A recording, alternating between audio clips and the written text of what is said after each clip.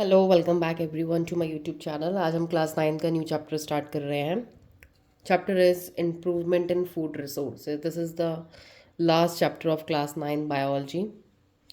So I prepared the notes for you specially from NCERT. So I will start the chapter now. सबसे पहले हम बात करेंगे food की।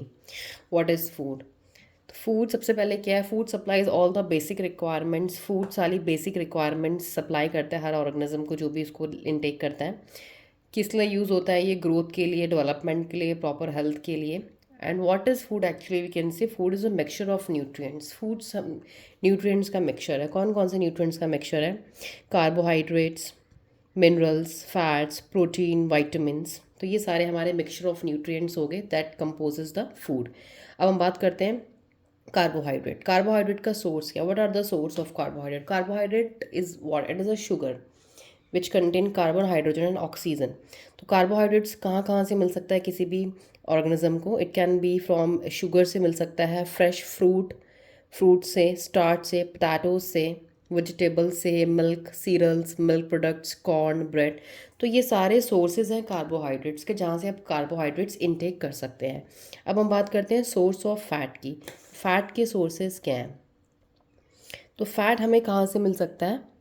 फैट हमें मिल सकता है बटर से, चीज़ से, क्रीम से, ऑयल, सीड्स, कुछ सीड्स भी होती हैं जैसे कि सोयाबीन एंड ग्राउंडनट, यहाँ से भी हमें फ़ैट मिल सकता है। वाइटामिन एंड मिनरल्स की बात करते हैं। वाइटामिन एंड मिनरल्स हमें कहाँ से मिल सकते हैं? तो वेजिटेबल फ्रूट्स हमें कुछ important main vitamin and minerals दे सकते हैं, बट मीट और फिश जो होते हैं ये हमें वाइटामस प्रोवाइड कराते हैं। अब बात करते हैं सोर्स ऑफ प्रोटीन। प्रोटीन्स हमें कहाँ से मिल सकते हैं? तो सोर्स ऑफ प्रोटीन्स क्या हैं? Chicken, egg, almonds, oats, quinoa, sea food, soybean, pulses, milk, broccoli. तो ये सारे हमारे सोर्सेज हैं प्रोटीन के, जहाँ से हमें प्रोटीन मिल सकता है। Next topic is now agriculture in this chapter. What is agriculture?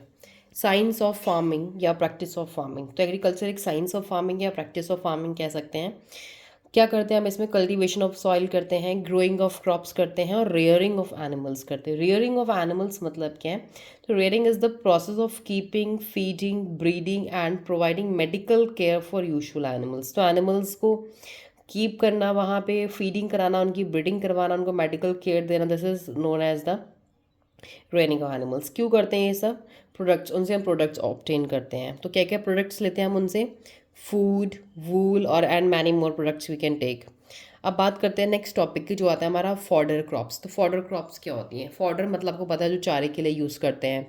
तो ये क्रॉप्स एनिमल्स की फीडिंग के लिए हम यूज़ करते हैं, जैसे कि बरसीम हो गया, ओट्स हो गए एंड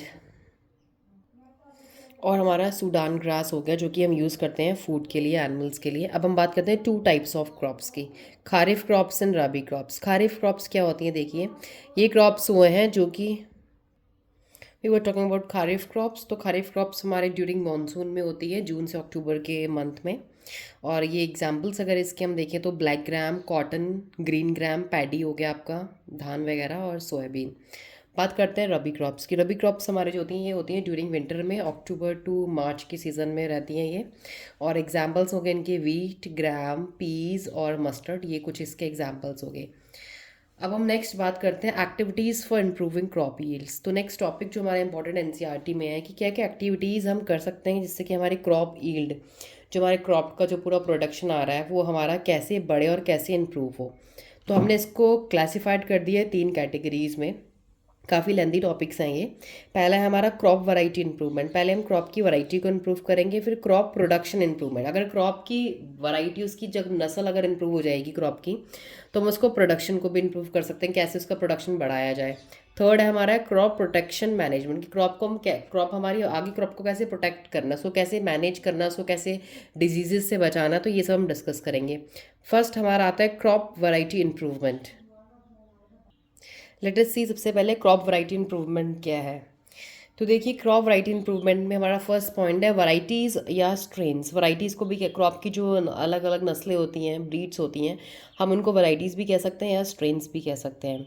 इनको हम सेलेक्ट करते हैं ब्रीडिंग के लिए। तो हम उन क्रॉप्स को सेलेक्ट करते हैं ब्रीडिंग के लिए जो अलग अलग वैरायटीज़ की होती हैं, जिनके पास हैव यूजफुल करेक्टरिस्टिक, जिनके पास बहुत बढ़िया इंपॉर्टेंट करेक्टरिस्टिक्स हों। जैसे कि फॉर एग्जाम्पल हम कैसी क्रॉप्स को लेंगे ब्रीडिंग के लिए, क्रॉस करवाने के लिए जो क्रॉप्स कैसी होंगी हमारी, डिजीज़ रेजिस्टेंट, उनको बीमारी जल्दी से न लगे, उन क्रॉप्स को जल्दी से उनको कोई भी डिजीज़ अटैक ना करें उन पे। रिस्पॉन्स टू फर्टिलाइजर्स, जो फर्टिलाइजर्स डालने पर कुछ रिस्पॉन्स करें। प्रोडक्ट क्वालिटी, क्वालिटी उनकी अच्छी हो। और last most important is high yield, उनका प्रोडक्शन ज़्यादा हो। अब ये हमारे सारे क्या हो गए, these all are the crop variety improvement, ये सब हमारे क्रॉप वैरायटी इंप्रूवमेंट के अंदर आते हैं। अब हम फर्स्ट पढ़ेंगे क्रॉप वैरायटी इंप्रूवमेंट में हाइब्रिडाइजेशन। तो हाइब्रिडाइजेशन मीन्स क्या होता है, crossing between genetically dissimilar plant, ऐसे प्लांट्स में क्रॉस करवाना उस जेनेटिकली क्या है, डिसिमिलर, उनका जो जेनेटिक जो उनका जिनोम है वो प्लांट्स का सेम नहीं है, अलग अलग प्लांट्स दो अलग अलग जगह से ले लिए।